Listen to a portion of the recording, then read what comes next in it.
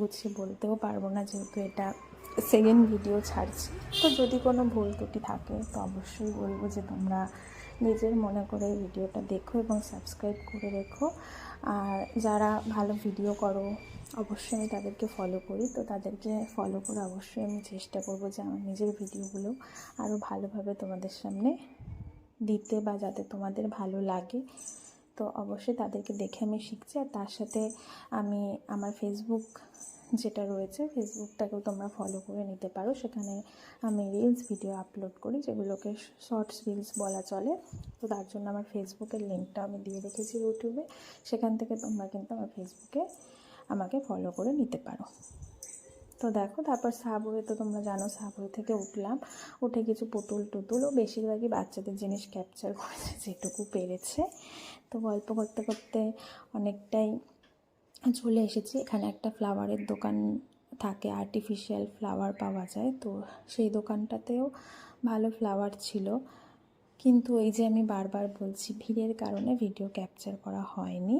তো যেটুক হয়েছে করেছে। তারপর এতটাই গরম ছিল, কারণ এখন একটু তা ওয়েদারটা চাপা আছে। তো এর আগে কিন্তু এই তোমরা ফুলের জানো দোকানটাও যে অনেকটাই ভালো। কিন্তু ভীষণ গরম ছিল।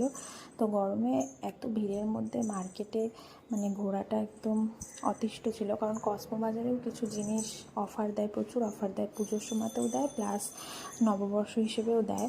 তো সেই অবধি আমরা যেতে পারিনি। দেখছো মানুষের মাথাটা দেখা যাচ্ছে যে এত ভিড় ছিল। তো সেই জন্য আমরা কিন্তু সিগুরুর সামনে থেকেই ব্যাক করেছি। তার সাথে যেটা নিয়েছিলাম, বরফ গোলা যে জল হয়, যেটা আমাদের পাড়ায় আসতো। তো আমি তো যখন ছোট ছিলাম তখন 1 টাকা, 2 টাকা, 3 টাকা, 5 টাকায় পাওয়া যেত। এখন কিন্তু এগুলো 10 টাকা করে দাম। অনেক দিন পর আমি দেখলাম শ্রীগুরুর ওখানটায় উনি বসেছিলেন কাকুটা। তো তার কাছ থেকে কিন্তু একটা গলা ভেজানোর জন্য কিন্তু একটা আমরা বরফ জল নিয়ে নিলাম। তো বরফগুলো কিন্তু গলে গেছিলো, কিন্তু ঠান্ডা ছিল।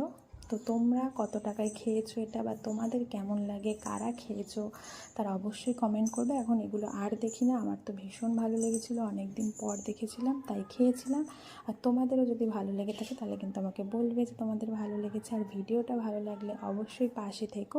আর যারা পুরো ভিডিওটা ওয়াচ করলে তাদেরকে অসংখ্য ধন্যবাদ জানাই। সবাই ভালো থেকো, সুস্থ থেকো।